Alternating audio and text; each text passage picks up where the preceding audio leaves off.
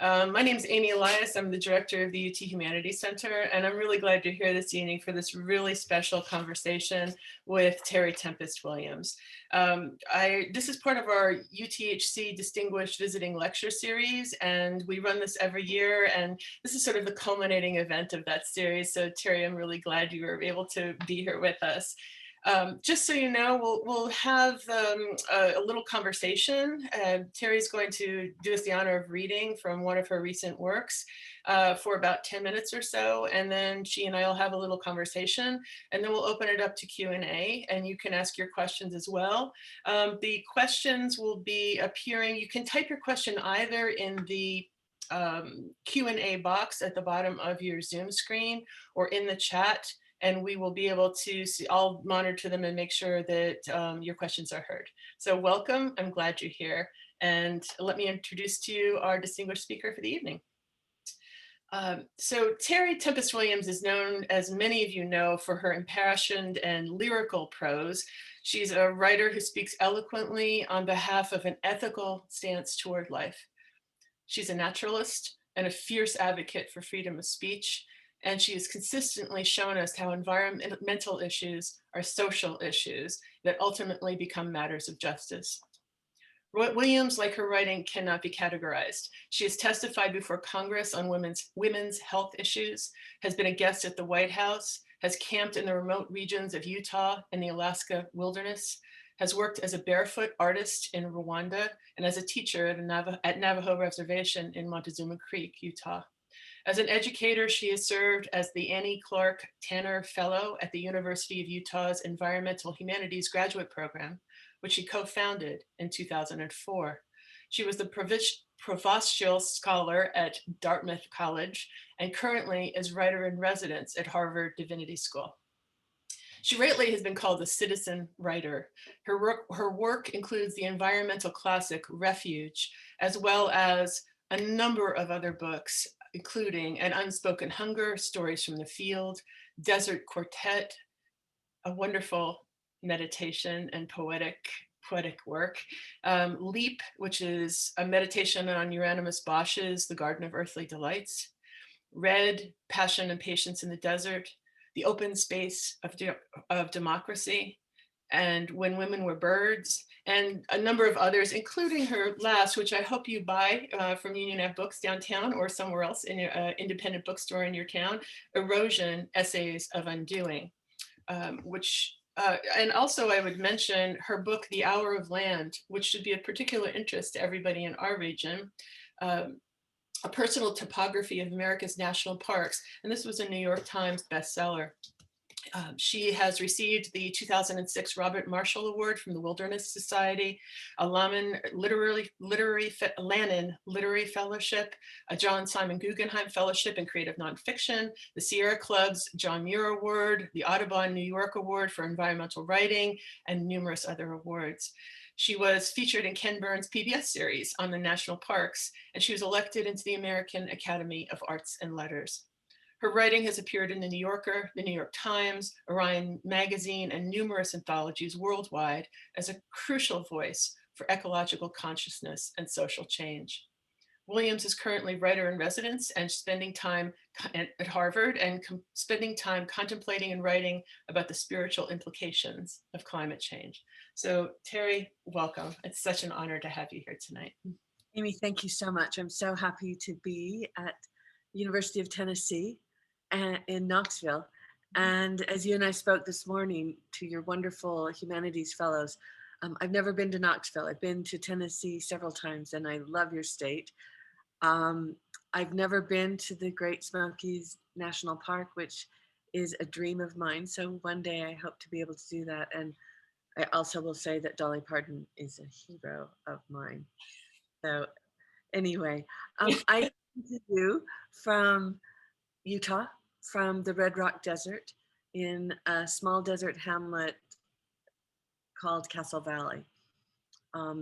It's about to rain here, so this is a beautiful occasion because we are in a mega drought. And so whenever we have rain, it's a blessing. And what I can tell you from this part of the world, the lands where we are situated historically belong to Ute people. They are to our north. The Navajo Nation is south. And I just returned from Bears Ears National Monument, where Deb Haaland, our Secretary of Interior, the first Indigenous woman to be a cabinet member in the United States government. So it feels like it's a very rich time. I want to share with you um, a recent essay. It's called A Burning Testament. It was a collaboration between a young woman named Bianca Giever. She works for the Daily at the New York Times.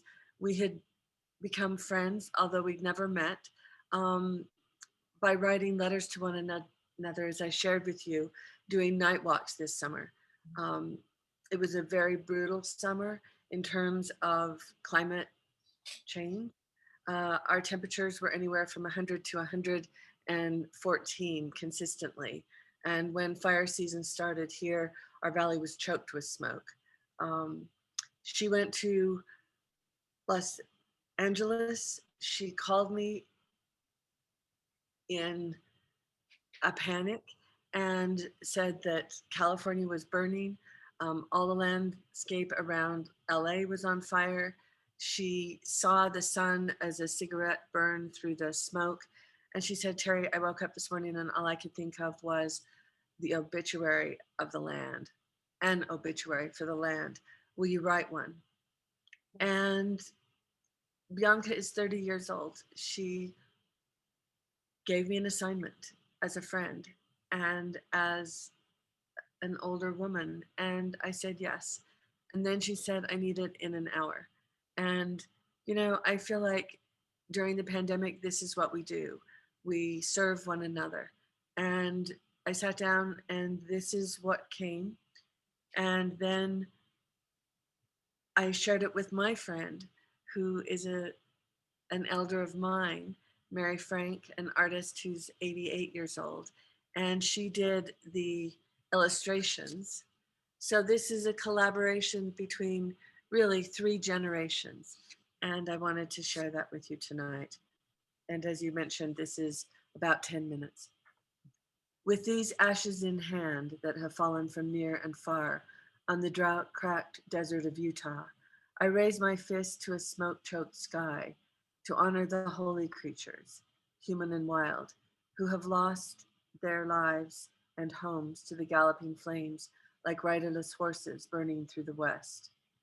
We are witness to ghostly horizons lit with the scalding colors of red, orange, purple, black, the blowout of close to 5 million acres of land being ravaged by fires with such velocity, it is melting our capacity to feel the full magnitude of what is happening. We are not okay. We are anxious. We are scared. There is no place to run. There is no place to hide. There is only our love and grief to hold us in the terror of all we are seeing, sensing, denying. We can't touch the source of our despair because we can't touch each other. And so we retreat inside when everything outside is screaming. We are sitting in rooms, watching screens alone, waiting, as if this is a pause instead of a place, the place where we find ourselves now. The facts do not tell the story of how our hearts are breaking, nor do the photographs of blackened forests or lone chimneys standing as monuments to homes once inhabited. The news does not speak to the terror of flames lapping at our heels, that we can never outrun, only pray for a change in the wind. No one is reporting the smells of burnt fur or feathers or leaves and sap, nor the cold, hard truth of those who find the missing, frozen in their last gestures of escape beneath a blanket of ashes. Ashes. Not even the stories reported by biologists in New Mexico who are picking up the bodies of hundreds of thousands of migrating birds in mixed flocks of warblers, flycatchers, sparrows, and finches found dead on the ground in great white sands with no explanation but the conjecture they died from exhaustion, forced to flee the forest before their bodies were fattened, ready to make the long journey south. Our valley is a steady stream of birds who stop and drink from our well. Our bird baths and tubs we we have waiting for them, and there are 9 known bears in our valley who've come down from the mountains looking for food and water. I have seen their faces as they wander through our community in shrouds of smoke they have been unable to shake off from last month's epic fires in Colorado, a few wing beats away as the raven flies. Unable at times to distinguish day from night, we have only a blood-red sun and an orange-faced moon exchanging places in the sky to orient us as temperatures rise, fires rage, and before our eyes, in a flash, a neighboring forest becomes the charred citadel of a vibrant world gone. We are saying farewell to what we know, to what we love, and why we stay. How can we stay? The landscape of the American West is burning, and we are burning too. We have been living a myth. We have constructed a dream. We have cajoled and seduced ourselves into believing we are the center of all things, with plants and other sentient beings, from ants to lizards to coyotes and grizzly bears, remaining subservient to our whims, desires, and needs. This is a lethal lie that will be seen by future generations as a grave moral sin, committed and buried in the name of ignorance and arrogance. It is true, we have mismanaged our forests and suppressed fire for decades. We have ignored and failed to listen to the wisdom of the indigenous peoples who have understood and lived with fire for generations. We have built our homes within the woods, when we should have respected the necessary breathing spaces between the domestic and the wild. We have overbuilt and overridden the carrying capacity of arid landscapes and underestimated the limits of water in times of drought. We have sacrificed the integrity of fragile and iconic landscapes for the development of oil and gas to fuel the American way of life. This is freedom unmasked. We have a right to live as we wish until we can't. Our reckless history of human habitation in the American West is on a collision course with the climate crisis. Climate change is not a hoax. It is real, and it is a fire-breathing dragon blowing fire at our doors. We cannot breathe. This is our mantra in America now. We cannot breathe because of the smoke. We cannot breathe because of a virus that has entered our homes. We cannot breathe because of police brutality and too many Black and brown bodies dead on the streets. We cannot breathe because we are holding our breaths for the people and places we love. I was asked to write an obituary for the land, but I realize I am writing an obituary for us, for the life we have lost and can never return to. And within this burning of Western lands, our innocence and denial is in flames. The obituary will be short. The time came and these humans died from the old ways of being. Good riddance. It was time. Their cause of death was the terminal disease of solipsism, whereby humans put themselves at the center of the universe. It was only about them. And in so doing, they had been dead to the world that is alive. To the power of these burning, illuminated Western lands that have shaped our character, inspired our souls, and restored our belief in what is beautiful and enduring, I will never write your obituary. Because even as you burn, you are throwing down seeds that will sprout and flower, trees will grow, and forests will rise again as living testaments to how one survives change. It is time to grieve and mourn the dead and believe in the power of renewal. If we do not embrace our grief, our sadness will come out sideways in unexpected forms of depression and violence. We must dare to find a proper ceremony, many ceremonies, to collectively honor the dead from the coronavirus as we now approach 200,000 citizens lost. And today I noted there were 565,000 citizens lost. We must honor the lives engulfed in these Western fires and the lives we will continue to lose from the climate crisis at hand. Only then can we begin the work of restoration, respecting the generations to come as we clear a path toward cooling a warming planet. This will be our joy. Let this be a humble tribute, an exaltation, an homage, and an open-hearted eulogy to all we are losing to fire, to floods, to hurricanes and tornadoes, and the invisible virus that has called us all home and brought us to our knees.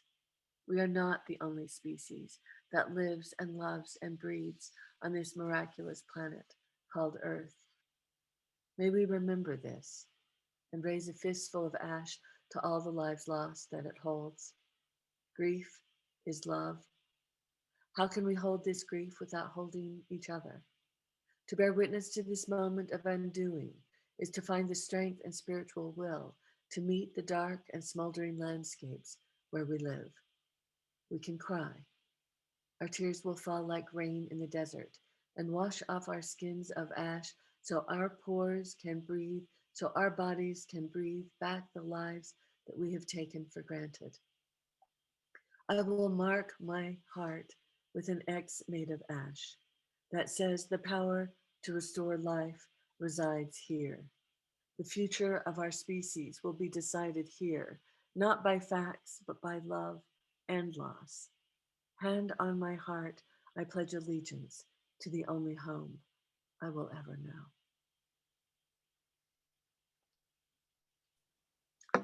And this is the last image of Mary Frank's art. Thank you, Terry. Stunningly beautiful, just stunningly beautiful. It reminds me, though, it reminds me of what I was reading in Erosion and in your other work up to this point. There seems to be a steady thread in your work about assemblage and dismantling and reassemblage as a kind of creative act in Erosion, which, you know, is a series of meditations, just beautiful. You write, do you mind if I quote you? If the world is torn to pieces, I want to see what story I can find in fragmentation. I have taken to making collages. When everything feels like it is coming apart, the art of assemblage feels like a worthy pastime. And you write, in the process of being broken open, worn down, reshaped, an uncommon tranquility can follow. Our undoing is also our becoming. I have come to believe that this is a good thing. So this seems to me to go all the way back to Refuge when you ask, you know, how do we find refuge in change, right? And so I was wondering if you could talk about that, about the relationship between dismantling and reconstruction, erosion and assemblage as a creative act, as an act of entanglement and rebirth. Thank you for that question. I haven't thought about it in terms of assemblage and remaking, but I think that's true. I think that's what artists do. I think that's what writing is, reassembling and bringing together words, patterns, ideas. And I think growing up in the American West, I'm very comfortable with paradox, especially a place like Great Salt Lake, which is where I grew up in Salt Lake City. It's a body of water in the desert that no one can drink. And when you go into the lake, you literally are pickled, you know, and as a child, you know, show me a child that doesn't have scrapes on their knees and you run in and you scream because of the salt in the scratches. You come out and you're literally pickled and you drive home unable to move. As I got older, I realized the gift of Great Salt Lake, that it does teach us about paradox, that it is a dismantling of what we think water is, what we think life is. Because even though many view it as a dead sea, an inland sea, it is teeming with life, even brine shrimp, migratory birds. It's like a winged Serengeti. Living here now in southern Utah, in America's Red Rock Desert, I live in an erosional landscape. I don't see that as less than. I see that as the essence of. And so that idea that we are eroding and evolving at once, the idea that our undoing can be our becoming, I think it's where we see ourselves now, that this is a time of reckoning and awakening, and it's painful. And I think we've all been humbled by this, weathered by this. And it has been a dismantling of our lives and a reassemblage, I think, of our priorities. I hope. Yeah, one hopes. One hopes. It will be a reassembly. It will be a reassemblage no matter what, right? But it will hopefully be one that leads to flourishing instead of despair. Um, Most of the people that are here, I would imagine, know you from this perspective as an environmental activist, right? They know your work on behalf of the environment, as particularly in Utah. And I was inspired by the hour of the land, the hour of land, and in particular your ardent defense of the national park system, because you understand that the public lands all make us land rich. There's a communal value, a public good there that you announce. And I'm wondering if we're headed in that direction. Do you think this thing that will emerge is a new awareness of the need for public goods and the environment as a more collective experience? I don't know. I mean, I certainly hope. Again, if hope is a force field, that is the force of my faith. But it's complicated. We just, as I mentioned, went down to Bears Ears National Monument to welcome the new Secretary of Interior. I can't tell you the difference between what happened when Deb Haaland came as an Indigenous woman from Laguna Pueblo versus when Ryan Zinke came as Donald Trump's Secretary of Interior. He came with an entourage of Black SUVs, one of which was carrying a horse that he rode. He was met by our senators, Orrin Hatch, Mike Lee. He was met by the mayor, by the governor. And they all had white hats on that said, "Make America Great Again." Deb Haaland came with one aide, and there were no SUVs. As far as I could tell, there was no protection. There was certainly opposition, and there was certainly elders and Indigenous people there to meet her, even a young woman named Ajoni Yepa, who greeted her in her own Puebloan language. But I think we are a divided nation, and climate change, fossil fuel development is at the heart of that division. I can tell you, living, at the threshold of 5 national parks, our parks have never been more crowded than they are right now. Arches National Park, which is a stone's throw downriver, it's a 2-hour wait from the stop sign in Moab to the gate.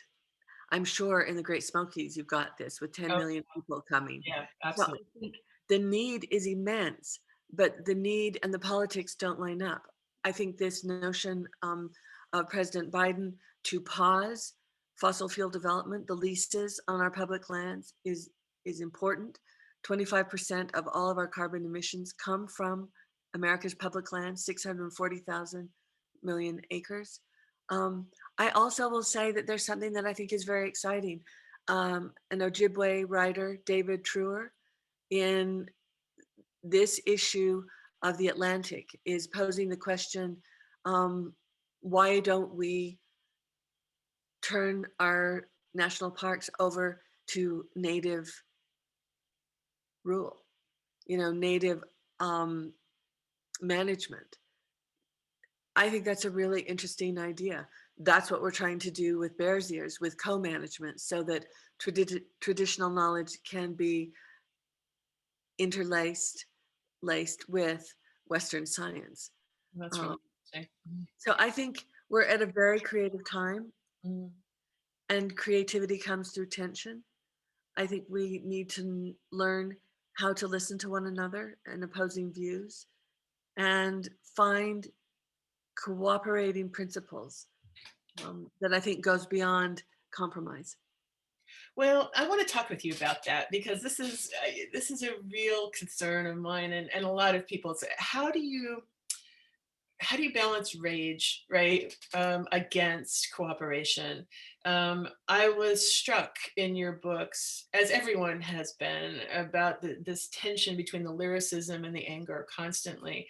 One of the most moving, I was right with you, stories in Refuge, I think, is the opening with the burrowing owls. My heart just broke, right? For those of you who don't know the story, the short version is that a female friend and Terry went out to on a road trip to see the mound of burrowing owls. And when they got there, a gun club had leveled the burrow and they were gone, and there was nothing to be done.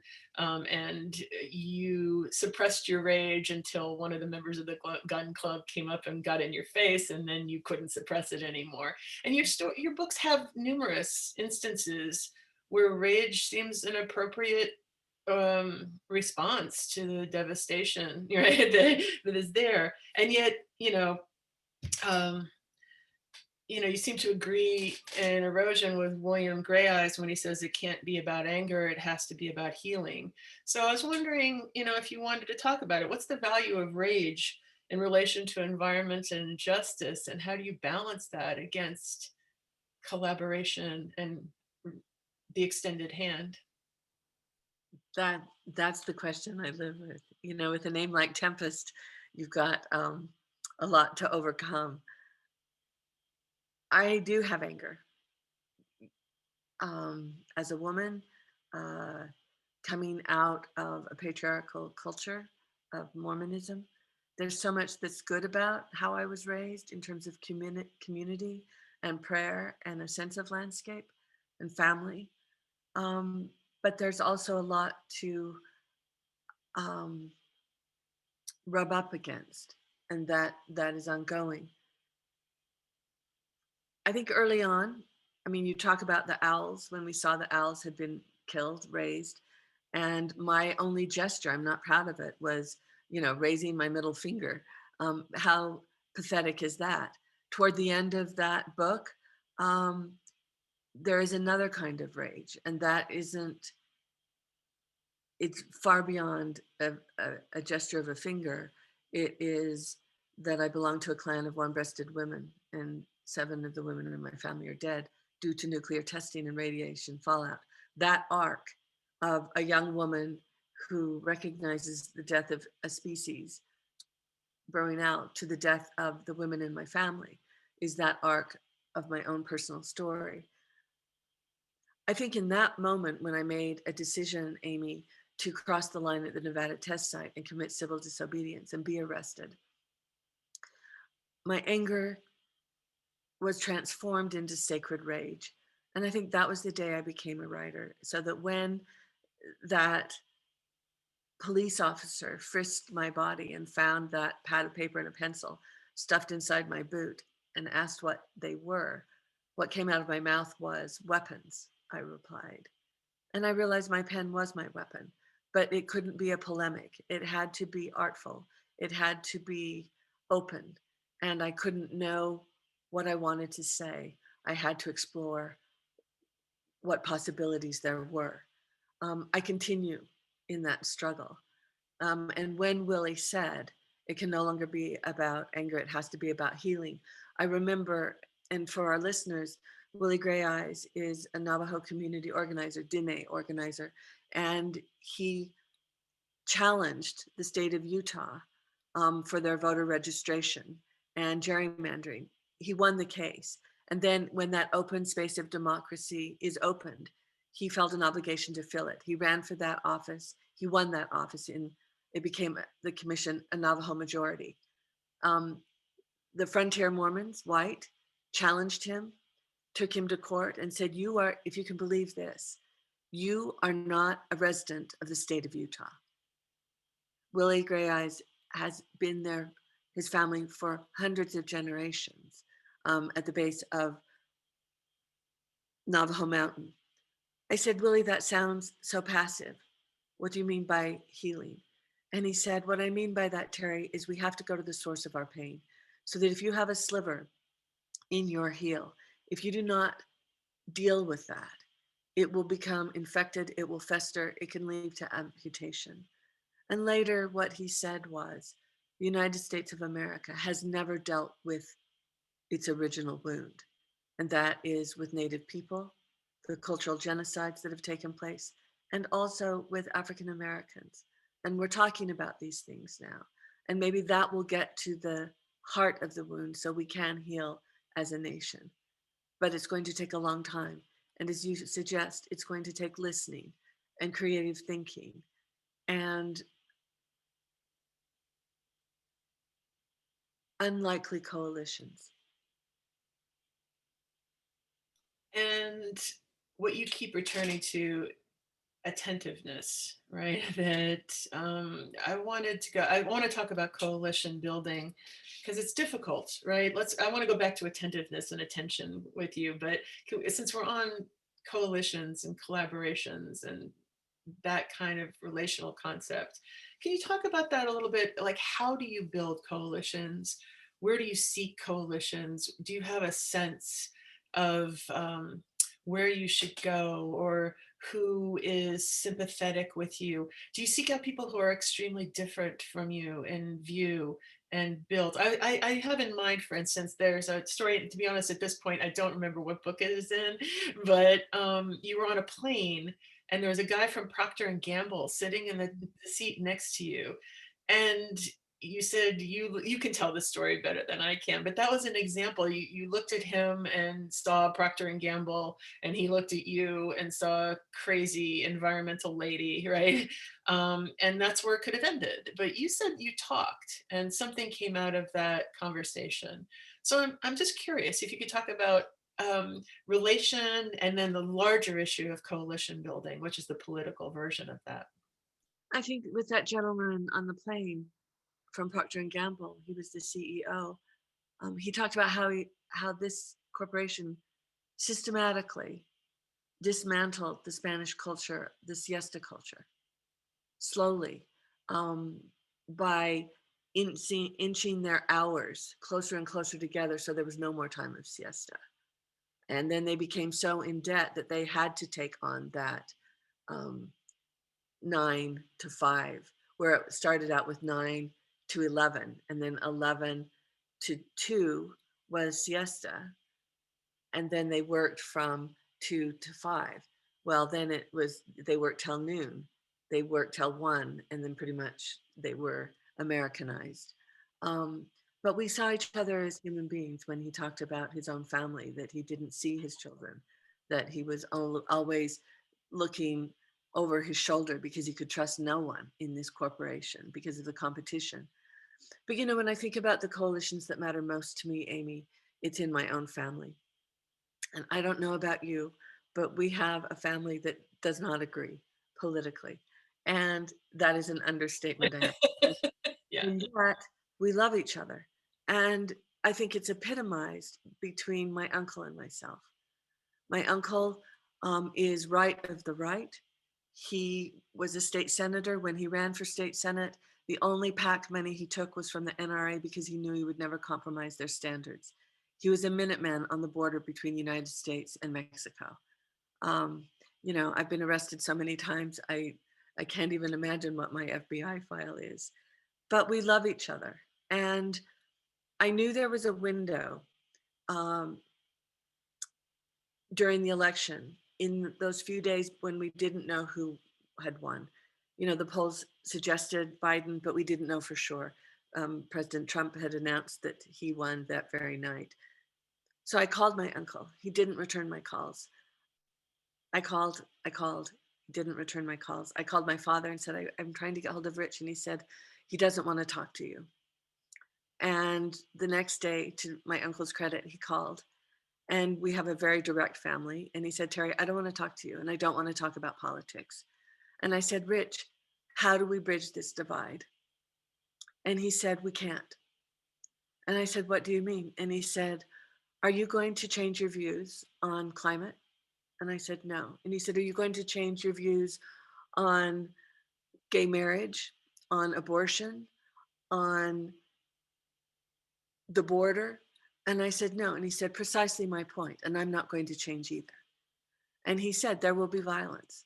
And he said, this scares me. And I said, Rich, if you're scared, I'm terrified. And he said, I go to the gun clubs in the West. You know, you can't find munitions. They're gone. You can't find guns for sale. They're gone. It's the militia, it's the vigilantes. That is not my America. But he said, trust me, it is going to happen. There will be violence. And I said, so what do we do? As my uncle, I'm your niece. And he said, Terry, if you're serious about bridging this divide, then I would ask you to depoliticize your language. He said, I read Erosion, every sentence of it. And he said, I was not moved by that book. I was enraged by it. And he said, I've known you since you were born. You had a gift. You've always loved nature. You've always loved birds. He said, I remember when we went to California, you were the last person to get into the car. You were doing some sort of hocus pocus down by the water. I don't even want to know what that was. He said, if you're serious, then go back to your source, beauty. Write about beauty so then I can read your book and be inspired again. And you know, Amy, that rang true for me. On some level, I heard what he was saying. And I said, Rich, I will try. I will try. And I said, what will you do to build this bridge? And he said, I will keep talking to you. Now, my liberal friends were outraged at this. They said, we can't believe you've capitulated to another white old man. And what does he have to do? He just has to talk to you. You know, you're giving up, you know, the most important issues of our generation to appease your uncle. And I said, I didn't feel that way. My uncle's terrified of me. He's afraid that if we talk, our relationship will be destroyed. I don't feel that I'm sacrificing anything really, because I can think of nothing more political than beauty or grace or attention. So my uncle gave me an assignment, and I want to see what that looks like as a writer, to go back to my source and bypass rhetoric and opinions and politics to what binds us together. That's both beautiful and terrifying to me, right? That, as I'm sure it is to you, I understand what you're saying, that people must have their hearts changed. They must be moved. They must see, right? And before you can have a conversation about consequence, right? About what you do after seeing. And part of the problem, I understand what you're saying. Part of the problem is literally there are people now who are, and have always, not seen. You can't show it, right? Or you can't make them feel because there's no realization. So I understand what you're saying. I would like to know what beauty is to you then. What is beauty to you, Terry? What do you want to show them, to make them see? I think it's not what I want to show them or make them see. I think it's what I want to remember. You know, I want to remember the wholeness of the world. I want to remember the resiliency of the world around us. Because when we're so politically engaged, I can tell you my own experiences, my heart becomes hardened. And my rhetoric becomes as brittle as those I am opposing. I am not saying that we are not fighting for racial justice. I'm not saying that we don't continue to advocate for environmental policies. But as a writer, you know, I'll just tell this very quick story. In the summer, which I told you, it was so hot, the winds came, and we have a coyote willow that has these beautiful magenta flowers on them. All of them were scattered on the patio. And I thought, I'm going to go get a basket to gather them, nothing wasted. I got the basket, went outside. The wind had already cleared much of them. There were a couple of blossoms left. I went down to pick one up. It moved. I looked at it. I couldn't believe it. It had 6 legs. there was a teeny tiny ant that had lifted this blossom into its mandibles and was scurrying across the patio with this pink sail of a blossom. I thought, I can't believe, where's it going? You know, in the pandemic, what do we have? Time. I followed this ant. I thought, okay, it's going to fall off the porch. That's going to be it. As it went to the porch where it drops off down into the sand, suddenly 3 ants appeared out of nowhere and lifted that blossom through the crevasse, handed it back to the ant, and the ant scurried along. Then they disappeared. It's scurrying along. I'm following it. It has this strange shadow that it's carrying. And I think the demise is imminent. It was a huge patch of prickly pear cactus. I think this is it. This is going to be terrible. He's going to be impaled. Or she. Suddenly, again, these attending ants appear out of nowhere, lift the blossom with this ant, move around, up, around the spines, over through these cactus, disappear, vanish, and the little ant goes on its way. I see where it's heading. I can see this, ant hill, ant colony, like a raised fist. It pushes up the blossom with all this heroic energy, gets to the top, carries it over, deposits it at the entrance of the ant colony, this beautiful magenta blossom. Within seconds, dozens of ants come, shred it into little teeny pieces of pink, take it down into the colony where I imagine it's lining the tunnel for the queen. You know, this is beauty. This is the wholeness. This to me was a healing grace. That's what I want to remember, that the world has its own perfection and that we as humans also have our own assignments, joys, struggles. I don't even need to go into the metaphor of what that story holds. That's what I want to think about. And I think that's highly political because these are the invisible ones we don't even see in our own species. And if we can remember that, then I think we can remember that we are one species among many and our community expands. We become responsible for that knowledge which has been shared. That's beautiful. That's beautiful. Thank you for that. Um, the relationship to attentiveness there is also obvious. You were paying attention. You were seeing that ant, right? You were taking the time to follow the ant. How do, as a teacher of literature, I am deeply committed to the idea that art, and as particularly literature and reading, are important because reading demands attention of us. That attention to reading also teaches us how to pay attention to the world. So we learn to read, but we also are learning to read in larger senses as well. So I was wondering if you could talk about attentiveness a little bit in those relationships, because you have all through your books these quotes by yourself and others about busyness versus attentiveness. One of my favorites, it was from your in Refuge. You quote a friend from Kenya as saying, "We choose to be occupied, which is quite different than being engaged." It's a great line. And in an interview in 2000, one of the interviews you've done, you said, I think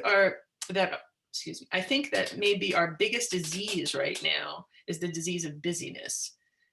So I think creating open space, time to do nothing, time to love, time to be, time to dream, to think, to walk, is its own act of civil disobedience. I still believe that. And I think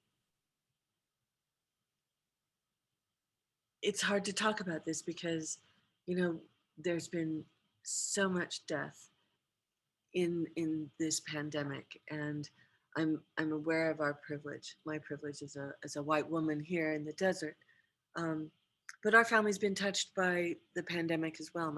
We almost lost my brother from COVID, and he came and stayed with us while I was able to take care of him. And it's a brutal disease. It's a brutal virus. The other side of this pandemic is that I think we have had time. We have been brought home, baking bread, creating puzzles, going on walks, noticing the birds again, being able to see one another, even on Zoom, eye to eye. I think we've learned some things. And part of that is that we are paying attention in a different way, whether it's the racial injustices on the street. Just this latest murder with Dante Wright, George Floyd, Breonna Taylor, what's happening in Indian country, Asian violence, all of this. I think we're paying attention. And the virus is not outside of us, it is inside us, meaning it is of Earth, as we are of Earth. And I think if we can make that connection of, again, I'm repeating myself, but it's a mantra, of what binds us together rather than what tears us apart, then I think we can begin not only to heal, but to build a civil society. And we're not there yet. But I think if we take away the edges, there is a very large center that wants to hold space together. I do believe that. To what degree do you think I have to ask the faith question. Everybody asks you the faith question, but it's so fundamental to you and your writing and the vision of the good that you give to us. I was wondering if you wanted to talk about that at all in relation to this notion of collaboration, that you've been a Mormon all your life, 6 generations, is that right? And faith and spiritual work is central to your writing. But it was really interesting to read through your work and see that women in your family are the ones that tend to question that faith. And in Erosion, that questioning gets very significant for you. And you share that with us, which is amazing and generous. But your faith seems to include these questions, these social questions. So when you ask, and I don't remember where it is, I think it was in an interview, you asked, what happens when our institutions no longer feed us? And, and you said, I don't think it's specific to Mormonism, it might be all religions, but of course, there are larger contexts here that apply. How do we create a living faith? How do we honor the seeds of traditions that have been planted? And, so many people today don't have a faith tradition, right? So many people today, especially in the academy, are suspicious of any kind of mysticism, any kind of, anything that smacks of religion and instead of like a materialist politics, a very secular materialist politics. So can you talk about this, about the merging of spiritual belief and activism, about the merging of the realization about one kind of institution not feeding you anymore in relation to other kinds of institutions that aren't feeding us anymore either? My grandmother would always, my great grandmother, the late Lee Romney, who was born in Mexico with Mitt Romney's father, she always said to us, faith without works is dead. So I have always aligned my faith with action. Hope has not been a word that I'm comfortable with. I just read John Freeman's The Dictionary of Undoing, and he gave me back a definition I could embrace, which is hope as a force field. That I can understand. But I think so often hope is tied to our desires. I had the opportunity not long ago to meet with a group of BYU students, Brigham Young University. I am not a practicing Mormon anymore. And although my husband and I, we've been married 45 years, we were married in the Mormon temple. We haven't been excommunicated. It's probably political. It would be hard to excommunicate a bird watcher in a way. But one of the students asked, Terry, do you believe in God? And that was a reckoning for me, because I know how I feel privately, but publicly to say to a young person at Brigham Young University, no, I do not believe, if you're talking about a white male anthropomorphic sense of God with a beard and white robes, I don't. That God is too small for me now. If you ask, do I believe in a spirit? Do I believe that the dead are among us? Do I believe in energy, mystery, faith in a higher power? Yes, I do. And there's a chapter called Bluebirds in Erosion where I interrogate myself on that, you know, as we are brought into a very powerful ceremony in the Dine. So I think, you know, it goes back again. My belief has eroded and my belief is evolving as we are evolving. And I think the Mormon church, as an example, is changing because the women in the church are changing. And when someone like Kate Kelly asks, why can't women hold the priesthood? Women need an answer for that. And I think that they will. In the same way that when African Americans could not hold the priesthood, they do now. And in the truth is, it wasn't just a revelation, in their words. It was actually a court case on discrimination. So we are evolving. And I see at the Harvard Divinity School, most of our students are nons. What that means is non-denominational. Most of our students, I think now, well over half, come to the Divinity School not for ministry, not even for scholarly interrogation of texts, although they're there. They're there because they want to make a difference in the world. They're there because of racial justice. They're there because of climate action. They're there to serve others. And I find that beautiful. So I think we're all evolving into our beliefs, into a more global consciousness. Yeah. For those of you in the audience, I will start taking Q&A, but Terry, let me ask you as a final ending for our little conversation, what's one of the most inspiring things that you've seen recently? The most inspiring thing I am witnessing is the women of Bears Ears. They're organizing their voices, what they are asking for, and what the responsibilities that they are taking on as protectors of sacred land, of rematriating the land. Mm, I love that word. yeah. And Mhm. that to me is the most inspiring thing I'm seeing recently. That's lovely. Well, thank you. And we have a number of questions in the chat, and I will give them to you because people really want to talk with you. This is wonderful. One of our attendees says, I wanted to thank you for adding such humanity to the national parks in your work, The Hour of Land. I consider each of these parks in a new way due to your literary prowess.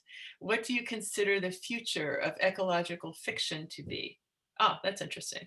Do you predict the tone or urgency of the conversation around ecological fiction will change as the effects of climate change become even more evident?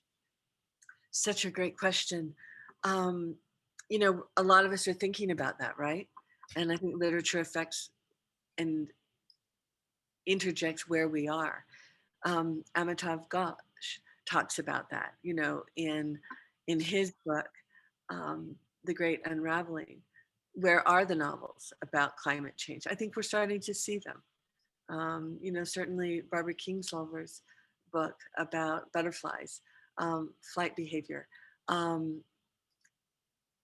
Jenny Offel about weather.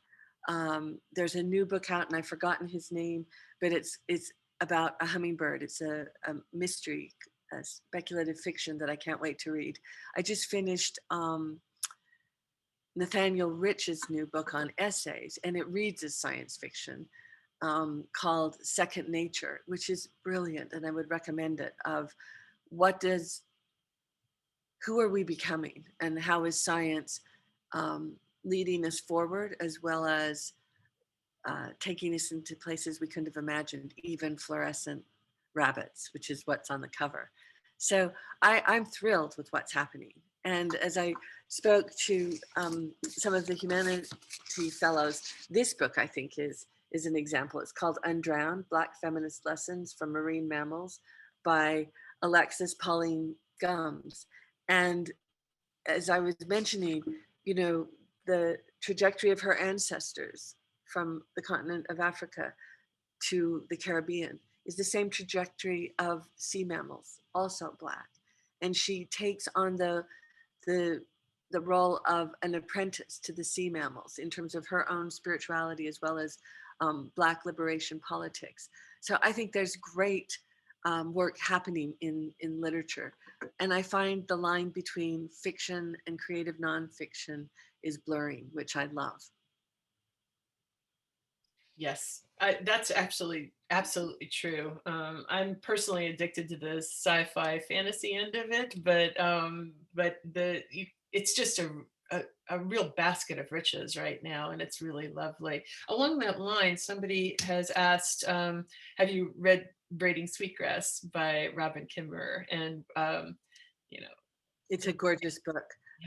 Brooke and I were just talking about it, and Robin is a friend of mine, and I have such deep, deep gratitude and respect for her grace and her generosity of what she's sharing. And she's one of the most beautiful listeners I've ever met. I'll just keep going, right? That's okay. I'll just keep feeding you a couple more questions because we don't want to keep you too long here. The next question is, as a writer, I find a lot of my work revolves around the intersection of society and wilderness, whether I planned for it to or not. What advice do you have for ecologically minded writers to encourage their readers to care about the environment and recognize its importance? How do you get your readers to care? I think that's a great question. And I think it has to do with what you care about. If you care about something and place it on the page through story, then I'm going to care. And I've always believed that when we tell a story, it bypasses rhetoric and pierces the heart. When we tell a story as though the sacred knowledge has been shared and we become accountable for that knowledge. So I would encourage you to tell your story. And as Emily Dickinson says, tell it slant.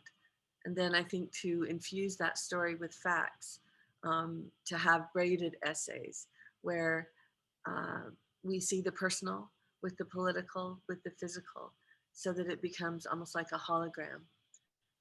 I think facts give us places to stand while we absorb the story that is being told.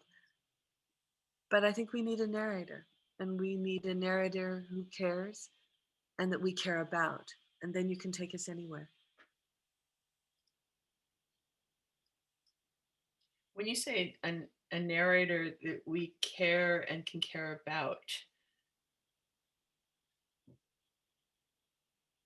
that Well, true? example, Or a subject we can? I think it's the narrator, I mean, Alexis, I didn't know I would care so deeply about this book, but I cared about her because of the shape of her mind and imagination and what she was daring and brave and again generous to share, again with a white audience, as well as a Black audience. And she showed me that it's not so much about building a bridge, but keeping the bridge open. The bridge is already there. And I do think it's important to have, I was on the committee for nonfiction this past year for the National Book Award, and we read close to 500 books. And I would never have imagined that I would have cared about some of the books I cared about, even Popular Mechanics. But the narrator was so compelling that I would have gone anywhere she would have taken me, or the book right here, I won't reach to grab it, but the book, The Owls of the Eastern Ice, it was one of our finalists. Of course, I love owls, but he took it to a whole other level in Russia. And, those who wanted to engage with the elves, those that felt, it was easier to develop the lands, even iced landscapes, if the elves weren't there, So I think it is about the narrator for me. I want a guide I can trust. And that doesn't mean that I don't love journalism or history told compellingly. Um, but again, it's the shape of the imagination of the writer that carries us into untold terrain. I okay, I'm going to switch gears to this question. Um, this is actually from Erica George, who you probably know. She says, Terry, thank you for sharing the story of your uncle. Increasingly, I've come to believe that polarization around political issues and racial justice in the US will depend on intra-group conversations about injustice. I imagine you can reach people, a Black Lives Matter activist might not. How might beauty belong in conversations concerning racial justice or police brutality? And I thank you. Um, Hello, it's wonderful to be in presence with you.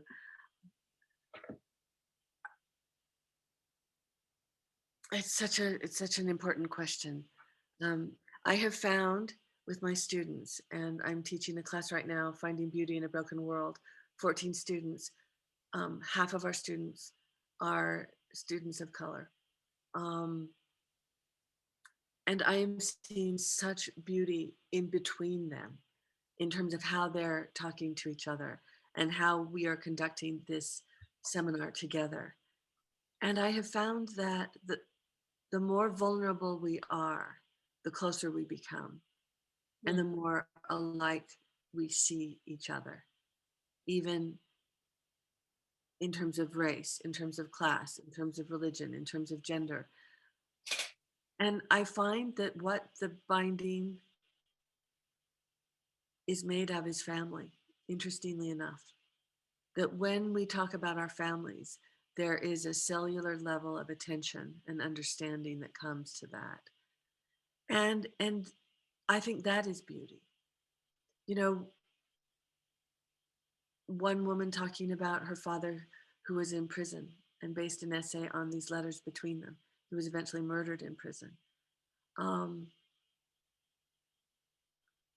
The pain of that story and how we held that with her was beautiful. Another student who talked about not graduating from college, what it means to be white and poor. He was driving a cab and writing poetry in between rides.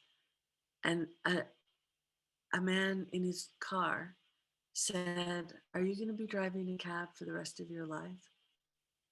Because you speak in poems." And then he got out and he pulled over and he said he sobbed. And on that day, he realized he was going to be a poet.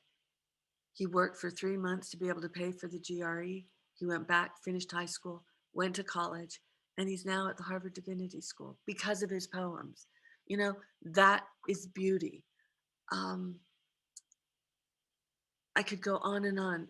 To me, the stories we choose to share with one another about the truth of our lives is the beginning of beauty. And it's also where we listen and where this third thing is created. And I believe that is the relationship. And when we talk about families, when we talk about the truth of our lives, we are not in air. Our feet are on the ground. And so with the students, I want to know what that ground looks like. And again, that is earth. Your statement, though, that vulnerability is at the core is really intriguing to me and beautiful. As I think about dialogue over the years, I don't see how it's possible without relinquishing ego, with at least part of ego, right? Have to become vulnerable to one another. And that is a very dangerous ground. I'm sorry? There has to be trust. There Mhm. has to be a container. And, I just keep looking at our class because to me that is a community. And the first half of that community, that class, is developing trust and having shared texts, having shared protocol, in terms of how the class is structured. And then when the stories come, which is the last half, we have built up a practice of listening and of respect. It's not a writing class where it's a workshop and it's who can be the most clever or the smartest about criticism. It's how can we hold one another as we tell the truth of our lives. How do you get people with power to give up the power that they have to do that, Terry? I don't know. I work on a really small scale, Amy. It's my family and it's my students and it's the people I love. Mhm. And I think that radiates out Yeah. because I know these students are going to be in positions of power.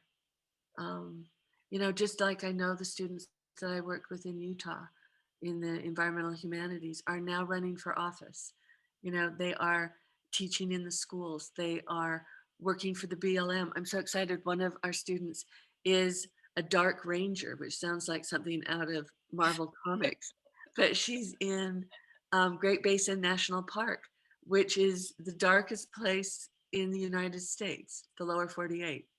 So, I think each of us has a calling. Each of us has a gift. We each have assignments and struggles.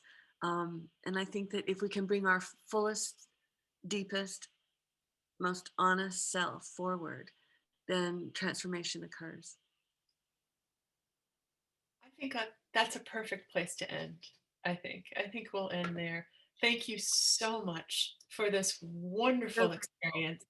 I want you to come back again and again and again. Thank you so much. Thank you so much. And thank you for your careful reading. Thank you for your community. Thank you for those of you who have been with us. And I'm deeply grateful and moved by our time together. So thank you.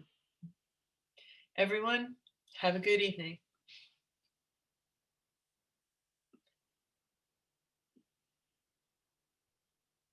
You're getting thanks in the chat. I'm just reading some of them. It's so moving to me.